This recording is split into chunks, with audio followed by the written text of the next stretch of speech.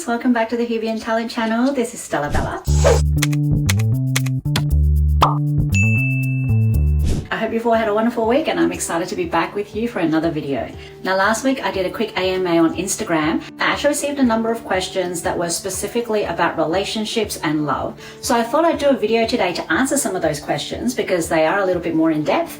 So today's theme will be centered around relationships and I'll be answering some of your questions for you. I'm going to just dive right in with the first question because we do have a few, and I'm going to be paraphrasing some of these questions because some of them might be a little bit more specific to the person who asked the question and some of the language used might not be family friendly. So I'm just going to paraphrase that it applies for most of the audience members. So question number one we have: what is the best way to see if she's the one for me before going straight into a relationship? Now, I'm guessing the person who asked this question is a little bit cautious about going into a relationship first, in fear of being hurt, which a lot of us tend to do if we see someone who we feel might be the right person. We don't want to move too fast in case we get our hearts broken. But the easiest way, to be honest, to see if someone is right for you is to get to know them on a deeper level. Start being friends with them, find out more about them, ask them questions, and get to know them. Take them out just as friends. You can keep it very casual, very light, and just start observing and getting to know each other's habits to see if you are suitable for each other. And sometimes it might just be a case of taking that risk and diving into the relationship first to see if that person is actually suitable for you, because sometimes you just don't know until you've actually tried. And I also feel like if you honestly like somebody, you need to put in 100% to figure out whether or not they are the one. Because if you're always sort of teetering around 80, 90% and not giving yourself completely into a relationship or a friendship, you're never going to know what it's like. If you did give 100%, maybe at 90% this person doesn't feel like the one, but if you gave yourself 100%, that person would feel it and reciprocate the same, and they could have ended up being the person that you spend the rest of your life with. So I guess the better question to ask yourself is more if the person that you are thinking about is worth you giving that time and effort to give 100%. And you know what? At the end of the day, if they're not right for you, it's not the end of the world. You can always move on. It would be a shame if you just let it go because you were scared that it might not work out. Question number two we have: is it right to accept a mistake that you haven't even done and apologize just to end the argument? Definitely not. I definitely don't think it's right to accept that you've made a mistake when you haven't. And certainly don't apologize for anything that you haven't done, because taking the blame for something that you haven't done is unfair on you, and it means that the other person will never learn the truth.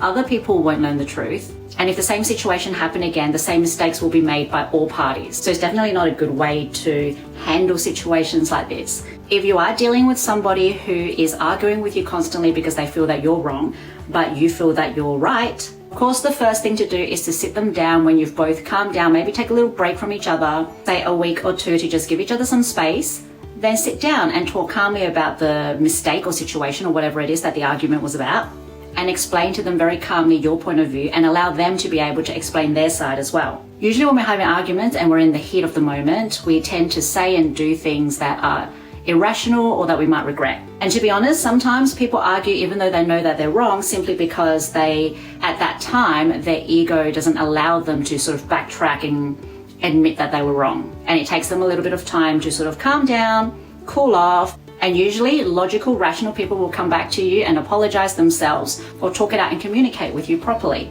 But if they're not the sort of person to do that, and if you find that even after you've cooled off and you come back and communicate, they're still the same, then it might just mean that this friendship or relationship isn't as compatible as you hope it would be. And that's not to say that there's any right or wrong person in that situation. You think this person's wrong and you think that you're correct and that no mistake was made on your part, but chances are that's what they think about themselves as well.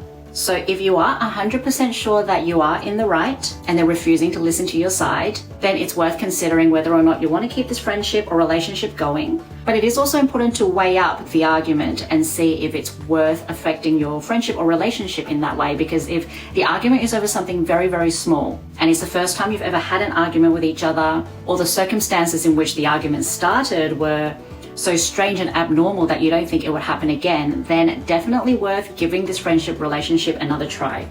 But I strongly would recommend against admitting you're wrong or saying you've made a mistake or apologizing for anything you haven't done just to end an argument. You can agree to disagree, so you can still give your viewpoints and your opinions and just say, okay, I respect your opinion, appreciate it if you respect mine, and let's put this in the past and just leave that topic. and move on with the relationship, move on with the friendship, and see where it takes you. Because if it's just something small that you can put aside and the relationship or friendship is worth more than that, then it's worth giving that a try. Moving on, question number 3, and I'm going to be paraphrasing this one. Should I settle with someone who I'm not 100% on, or should I wait for someone who would never want me? So I'm guessing this person is pining away for somebody who has already rejected him or her, and they have the opportunity now to start a relationship with someone else who they're not 100% sure on. Now, I'm strongly against anyone dating someone that they don't have feelings for, simply because they're there, because it's not fair for the other person. However, if the person that you are unsure about is someone you would have dated had it not been for the fact that the other person existed, then definitely give it a chance. Because remember, the person who you're pining away for has already rejected you, unfortunately. And it might not be because there's anything wrong with you. Maybe that person just feels that you're not compatible with each other, or they're looking for something else. So it's worthwhile to actually just take them out of the equation and focus on the people around you who can give you 100% and who are willing to do that. And the thing about pining away for someone who doesn't want you is that you tend to shut out your heart and your mind to other possibilities, which means when you are with this person who you feel like you're settling for, you're not giving them a chance and you're not appreciating them for who they are. Question number 4, do long distance relationships work? Yes, 100%, as long as both parties are willing to put in the work. I've known people who have had long distance relationships for 5, 6, 7 years, and they end up with their happy ever afters. They've gotten married, have children, and now they're living together because the long distance factor is no longer there, which was work. And they're crazy in love and super happy. I've also known a lot of long distance relationships that haven't worked, simply because either both parties or one of the parties are not willing to put in the same amount of effort. Long distance relationships, I feel that it requires a lot more effort, but there's also a lot of pros with a long distance relationship that a normal relationship doesn't have. I mean, obviously the negatives is that there is a large distance between you and you're not able to see each other whenever you like. And I feel like with a lot of long distance relationships that have been successful, they've been able to leverage on that a lot more. So rather than viewing the relationship as, I'm so annoyed, I'm so upset that I don't get to see you, they've placed so much negativity on that factor, which they both know is going to happen. Being in a long distance relationship is not a surprise that they're going to go a long time without seeing each other. But because they view it in such a negative way and they always bring it up as sort of the root of their problems, it puts a whole negative light on the rest of the relationship as well, which could be amazing, but they don't enjoy it or appreciate it as much because they always have in the back of their minds this negative thing.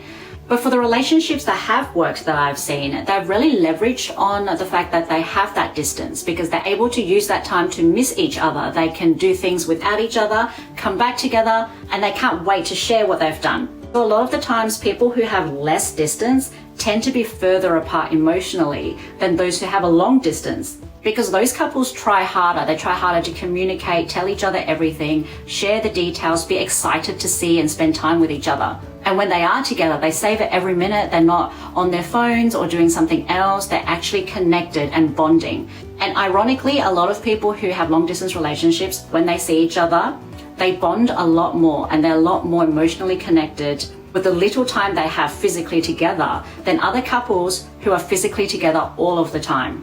So yes, definitely long distance relationships can work as long as both parties are willing to put in the work. Question number 5. What are your thoughts on physically mismatched couples? Now, to be honest, I have zero thoughts on physically mismatched couples because when it comes to relationships, it's between those two people and it's what's on the inside that counts. So there should not be any issues if they're physically mismatched. I feel like physical aspects play zero part in a relationship unless either party feels the need to. It's definitely not for a third party, so for us to judge someone else, another couple, based on their physical appearance. And in fact, there's been a lot of situations in the past where I've seen either friends or even like personally my past partners where strangers have given their opinions or just funny looks because they feel that in their minds, maybe it's physically mismatched. But when it comes to an actual relationship, the match happens with the emotions, with the personalities, with the connection, with their souls. They shouldn't be matched based on aesthetics. Looks fade, and even height. The tallest person, they're going to be shrinking as they age as well. When it comes to a true relationship, looks, aesthetics, what's on the outside, it shouldn't matter within the relationship, and it sure as heck should not matter to strangers and anybody else who are not a part of the relationship. And you know what they say, beauty is in the eye of the beholder, and the only beholder that matters are the two people that are involved in the relationship. Last but not least, question number 6. Why do amazing, perfect women choose to go back to their partners who cheat and lie? Now, this one is actually a tough one because, obviously every woman is different, and the reasons why they go back to someone who cheated and betrayed and lied to them is different. And I understand this person's asking, why does a woman, or even men, it happens to men as well, but why does someone who is amazing and can easily get somebody else, why do they choose to go back to someone who has already betrayed them, who has already broken their vows or that trust? I feel that a lot of the times is because the person who was cheated on finds it hard to let go of that person, probably because they found out the cheating incident out of the blue and it was a shock to their system and they never expected it to happen. So for them to suddenly let go of a relationship or let go of this life that they had envisioned with that person, they find that really difficult. So it's easier for them to just take this person back and hope that they won't do it again, which, as we know, once a cheater, always a cheater, as the saying goes. I'm sure there are exceptions, but I've personally yet to see. I feel like despite their better judgment, they still love that person. And I think that's why a lot of women especially, they may have low self-confidence issues, and when something like this happens, they just keep focusing on the person that they thought that they were, or the person that they're hoping they could be, rather than the person who they may have already become. And sometimes maybe the cheater has always been a cheater. This incident was just them showing their true colors. But that's not to say that there's not successes out there. I've known people in the past who have cheated, and years later they're still with that person and they've never cheated again. Whether or not they'll cheat again in future, no one knows. But obviously the person who was cheated on feels that this person was worth them giving another shot, so they do that at their own risk. But I think ultimately when it comes to women who take back their cheating spouses, it's usually because of habit. They're afraid of the alternative, they're afraid they might not find someone else, or they just put so much love and trust into that one person that the idea of letting them go right there and then is too much. I think as long as the person who cheated is willing to actually put in their 150%, 2000% to make things right, then those relationships can actually continue to work. But it is very rare, obviously.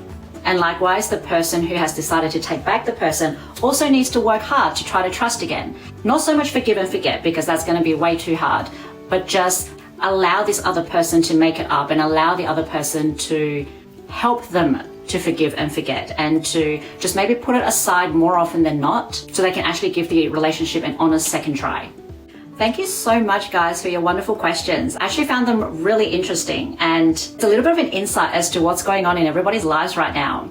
But it sounds like a lot of you are going through some milestones or coming across some forks in the road, so I hope you're all doing okay. Feel free to keep the questions coming. I'll be holding more AMAs on Instagram and Facebook in future. Otherwise, you can pop a question to me either in the comments below, or you can follow me on my social media. You can find me on Facebook, Instagram and TikTok under stellabella.au. And please make sure to follow the Hubian channel as well. We're on Facebook, Instagram, YouTube. If you have your own answers to the questions that I've shared today, please write a comment below. I would love to hear from you, and feel free to DM me as well. I'd be more than happy to answer your questions in future. But thanks so much for listening today. I hope you all have a wonderful week, and I'll catch you next time. Bye.